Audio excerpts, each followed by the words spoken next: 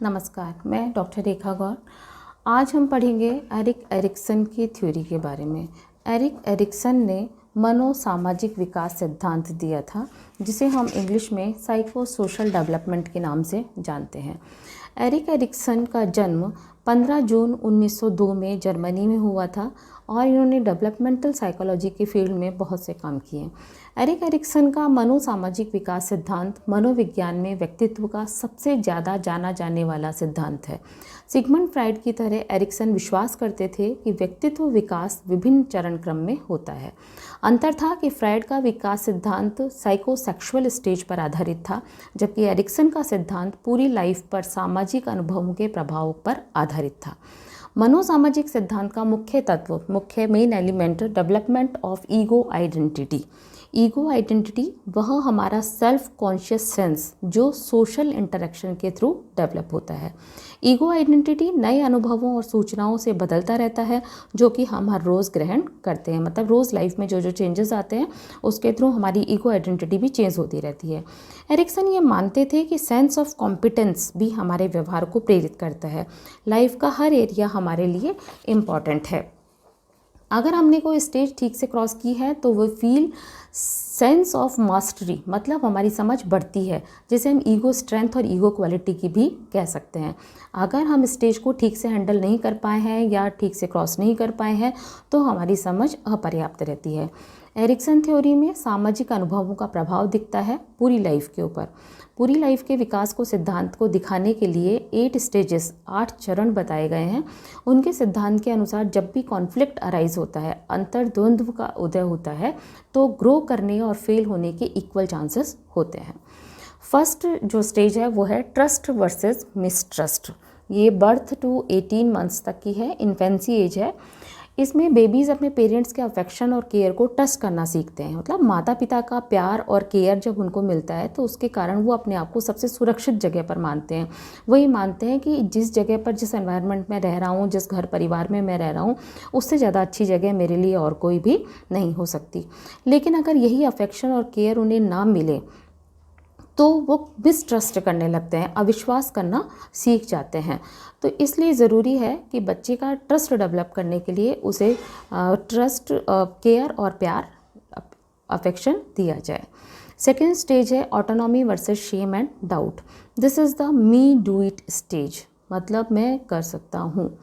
18 months to 3 years की toddler as है। बच्चे अपना काम खुद करना सीखते हैं, खुद के बारे में जानने लगते हैं, अपनी विल पावर को समझने लगते हैं।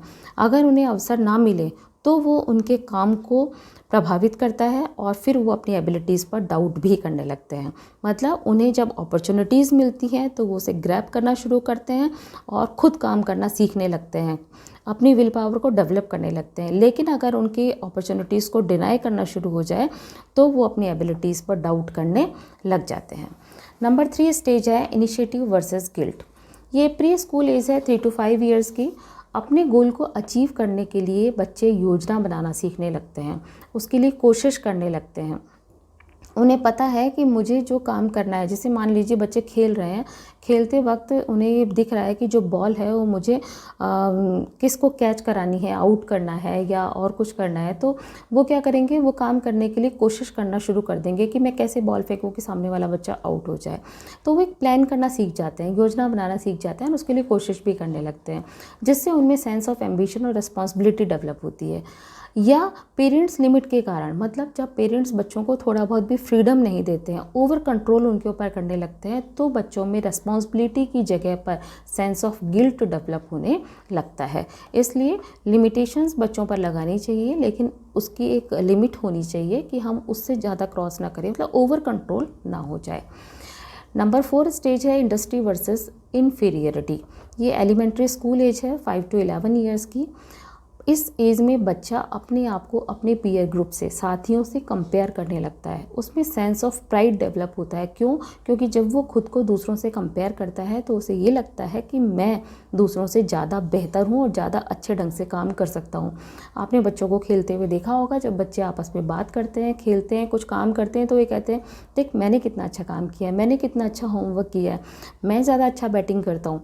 तो ये जितनी भी चीज़ें हैं, जब हम एक दूसरे को कंपेयर करने लगते हैं तो हमें हमें लगता है कि हम दूसरे से ज़्यादा बेटर हैं और हमें सेंस ऑफ प्राइड डेवलप होने लगता है। स्कूल और घर में बने हुए जितने भी रूल्स होते हैं हम उनको फॉलो करना सीख जाते हैं। स्कूल में हमें यूनिफॉर्म में जाना है, लंच टाइम में लंच करना है, प्रेयर असेंबली में जाना है, वो सारी चीज़ें हमें डिसिप्लिन में कैसे रहना है, उन सारी चीज़ों को हम फॉलो करते हैं। इसी तरह से हम घर में हर व्यक्ति के हर घर परिवार में अलग अलग रहने के नियम होते हैं कि हमें धीमी आवाज़ में बोलना है, खाने से पहले हाथ धोने हैं, चप्पल जूते बाहर उतारने हैं, वो सुबह उठकर नहाना है, पूजा करनी है। तो वो जितने भी रूल्स होते हैं हम उनको फॉलो करना बचपन से ही सीखने लग जाते हैं।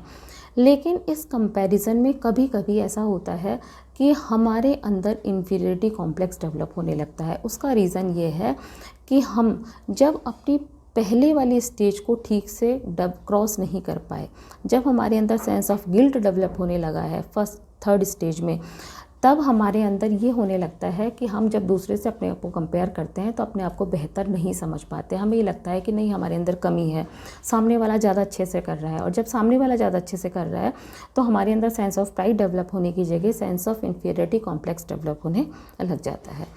नंबर 5 स्टेज है आइडेंटिटी वर्सेस रोल कन्फ्यूज़न। ये अडोलसेंस एज है 11 to 18 years. acquire a sense of identity. Who am I and who do I want to do with my life? जो इस स्टेज में सक्सेसफुल रहते हैं उनमें strong sense of identity develop होती है। रीज़न, हमने कहा acquire a sense of identity, अपनी पहचान।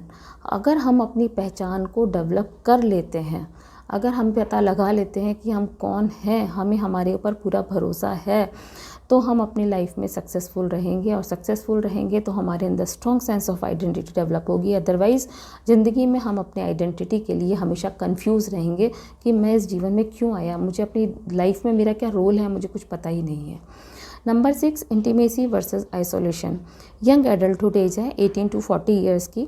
अपनी एक पहचान बनने के बाद में, जो कि हमने नंबर 5 स्टेज में प्राप्त कर ली है, अपनी उस एक पहचान को बनाने के बाद में हम अपनी लाइफ को दूसरों के साथ शेयर करना शुरू करते हैं। मतलब हम अपनी लाइफ स्टोरी को, हमने अपने जीवन में कैसे सक्सेस पाई है, उसे हम दूसरों के साथ शेयर करना शुरू कर देते हैं। रिलेशनशिप्स डेवलप करना शुरू कर देते हैं। और एक आइडेंटिटी बनने के बाद में जो सिंगल आइडेंटिटी थी, अब वो हम हमारे पार्टनर के साथ जॉइंट आइडेंटिटी में चेंज कर लेते हैं कि मतलब जो अभी तक हमारी सिंगल आइडेंटिटी थी वो हमारे पार्टनर के साथ अब हमारी आइडेंटिटी बन जाती है। और जो लोग सेल्फ आइडेंटिटी नहीं बना पाते हैं वो लोनलीनेस फील करते हैं, इमोशनली आइसोलेट हो जाते हैं, मतलब अपने रिश्तों से दूर चले जाते हैं, छिपने लगते हैं, बचने लगते हैं, बात नहीं करना चाहते हैं। नंबर 7 है generativity versus stagnation. Middle adulthood 40 to 65 years. अपने टाइम का यूज़ दूसरों की मदद करने और नेक्स्ट जनरेशन को गाइड करने में करना। मीनिंगफुल जनरेशन को मीनिंगफुल और प्रोडक्टिव वर्क करना चाहते हैं। मतलब हम जितना भी समय हम लोगों को उस समय में मिल रहा है उसमें हम क्या करें, दूसरों की हेल्प करें और हमारी जो आगे आने वाली पीढ़ी है हम उसको सही गाइड करें, मार्गदर्शन दें कि आपको आगे लाइफ में क्या करना चाहिए, कैसे करना चाहिए। ये मीनिंगफुल और प्रोडक्टिव वर्क करने के बाद में हमें लगता है कि हम अपनी लाइफ में कुछ अच्छा कर पा रहे हैं। और अगर हम इस टास्क को पूरा नहीं कर पाते हैं तो हम सेल्फ सेंटर्ड और स्टैग्नेंट हो जाते हैं, मतलब हम आगे बढ़ पाने में असमर्थ हो जाते हैं। Number 8 integrity versus despair. Late adulthood है 60 एंड अप एज में। सेंस ऑफ सेटिस्फैक्शन और सेंस ऑफ फेलियर। हमारी टेम्प्रेरी लाइफ का अर्थ समझ में आने लग जाता है कि 60 साल तक की उम्र अब हमने जी ली, हमने जितना काम करना था घर का बाहर का वो सब हमने कर लिया, बच्चे बड़े हो गए हैं, सब अपने जीवन में व्यस्त हो गए हैं। और उस जीवन को जीने के बाद में हमें ये समझ में आया कि जो जीवन अब तक हम जी रहे थे वो एक टेम्प्रेरी जीवन था। जीवन में कुछ कर पाने के लिए हमें प्राउड फील करना चाहिए कि जो कुछ भी हमें हमारी लाइफ में मिला है वो सब कुछ बहुत अच्छा है और उसके लिए हमें थैंकफुल टू गॉड होना चाहिए। या फिर हम रिग्रेट करते रहते हैं, शिकायत करते रहते हैं कि हमें समय नहीं मिला, ज़िंदगी में हम कुछ कर नहीं पाए, हमें कुछ अच्छा नहीं मिला, जो मेहनत की उसका फल नहीं मिला, जितना ज़्यादा काम किया उसका उतना अच्छा रिजल्ट नहीं आया। मतलब अब भी हम अपनी लाइफ का अर्थ ही तलाश रहे होते हैं, अपनी ज़िंदगी का अर्थ ही खोज रहे होते हैं। हमें समझ ही नहीं आता है कि हमने अपने जीवन में क्या क्या पा लिया है। ये है सेंस ऑफ सेटिस्फेक्शन और सेंस ऑफ फेलियर। मतलब सब कुछ पा लिया, अर्थ समझ में आ गया तो सेटिस्फाइड हो जाते हैं। अगर रिग्रेट करते रहते हैं, हमेशा सोचते रहते हैं कुछ नहीं मिला, कुछ नहीं पाया, तो ये है हमारा सेंस ऑफ फेलियर। ये है 8 स्टेजेस ऑफ थ्योरी एरिक्सन की, जिसमें एरिक्सन ने ये बताया कि जो हमारी होल लाइफ है, जो हमारा पूरा जीवन है, उसके ऊपर सोशल कल्चरल इफ़ेक्ट होता है और उसके कारण से ही हमारे व्यक्तित्व का विकास होता है। एरिक्सन के सिद्धांत के 3 मेन जो एलिमेंट्स हैं वो हैं interaction of the body, mind and cultural influences.